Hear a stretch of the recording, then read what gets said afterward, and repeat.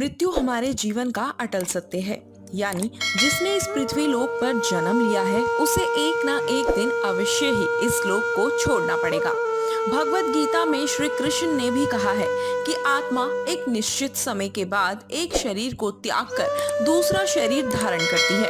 अर्थात शरीर तो नश्वर होता है जबकि आत्मा अमर होती है। मित्रों, अब आप ये सोच रहे होंगे कि अगर आत्मा अमर है तो किसी की मृत्यु या फिर किसी के शरीर के नष्ट हो जाने के बाद आत्मा का क्या होता है।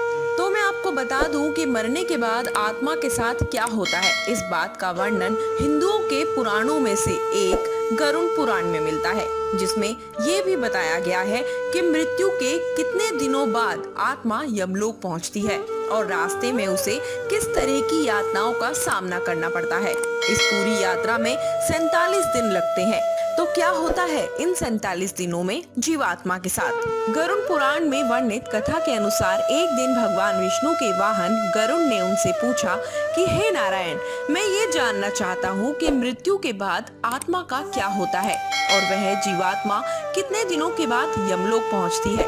तब श्री हरि गरुड़ से कहते हैं कि हे गरुड़, जब किसी जीव की मृत्यु होती है तब उसकी आत्मा 47 दिनों तक इधर उधर भटकने और कई यातनाओं को सहने के बाद यमलोक पहुंचती है।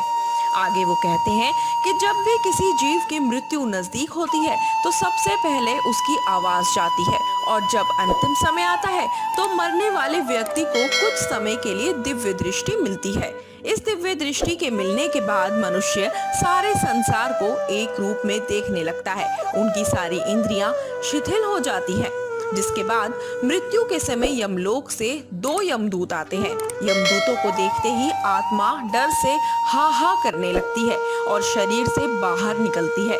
जैसे ही आत्मा शरीर को त्यागती है वैसे ही यमराज के दूत जीवात्मा के गले में पाश बांध देते हैं और फिर वो उस जीवात्मा को लेकर यमलोक चले जाते हैं। गरुड़ पुराण की माने तो अगर आत्मा मरने वाली जीवात्मा पवित्र हो तो उसे परमात्मा खुद अपने वाहन से लेने आते हैं, लेकिन अगर आत्मा पापी हो तो उसे गर्म वायु और अंधेरे के रास्ते से गुजरना पड़ता है। पापी आत्मा को यमलोक पहुंचने पर कई प्रकार की यातनाएं दी जाती हैं। फिर उसी दिन उस आत्मा को आकाश मार्ग से वापस उसी के घर में छोड़ दिया जाता है जिस घर में उसने अपना शरीर त्यागा था। घर आकर वह जीवात्मा अपने शरीर में फिर से घुसने का प्रयास करती है, लेकिन यमदूत के पास से बंधे होने के कारण ऐसा नहीं कर पाती। आत्मा ना चाहते हुए भी अपनी अंतिम रस्मों को होते हुए अपनी आंखों से देखती है। यानी कि 12 दिनों तक आत्मा अपनों के बीच ही रहती है। 13वें दिन जब आत्मा का पिंडदान किया जाता है तब उसे यमदूत एक बार फिर से लेने आते हैं। इसीलिए हिंदू धर्म में ऐसा माना जाता है कि मनुष्य की मृत्यु के 10 दिन तक पिंडदान जरूर करना चाहिए। पिंडदान से सूक्ष्म शरीर को चलने की शक्ति मिलती है। फिर भी इसके बाद आत्मा का यमलोक तक का सफर बहुत कठिन होता है। उसके बाद शुरू होती है वैतरणी नदी को पार करने की यात्रा।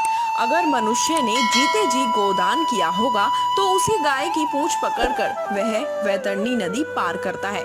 अन्यथा इस नदी को पार करते समय भी पापी जीवात्मा को कई यातनाओं से होकर गुजरना पड़ता है। गरुड़ पुराण में वैतरणी नदी को गंगा नदी का रौद्र रूप कहा गया है। इस नदी से हमेशा आग की लपटें निकलती रहती हैं, जिस कारणवश ये देखने में लाल दिखती है। इस नदी से गुजरते समय जीवात्मा को कई खतरनाक जीवों का दंश सहना पड़ता है। इस नदी से गुजरते समय आत्मा को ऐसा महसूस हो रहा होता है मानो जैसे कि कोई उसे इसमें डुबोना चाह रहा हो।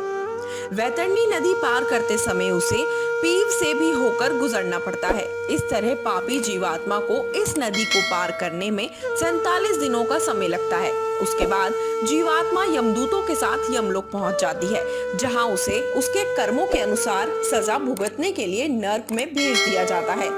इसलिए दोस्तों, अगर आप मृत्यु के पश्चात इस तरह के कष्टों को नहीं भोगना चाहते तो अपने जीवन काल में अच्छे कर्म करें, क्योंकि चाहे आप जिसके लिए भी जीवन भर बुरे कर्म करते हैं, ये याद रखिए कि मरने के बाद कष्टों को भोगने के लिए आपके साथ वहाँ कोई नहीं होगा। तो दोस्तों, अगर आपको वीडियो पसंद आई हो तो फिर आप इसको लाइक एंड शेयर करना ना भूलें और अगर चैनल पर पहली बार आए हैं तो इसको सब्सक्राइब करके बेल आइकन जरूर दबा दें। Thank you.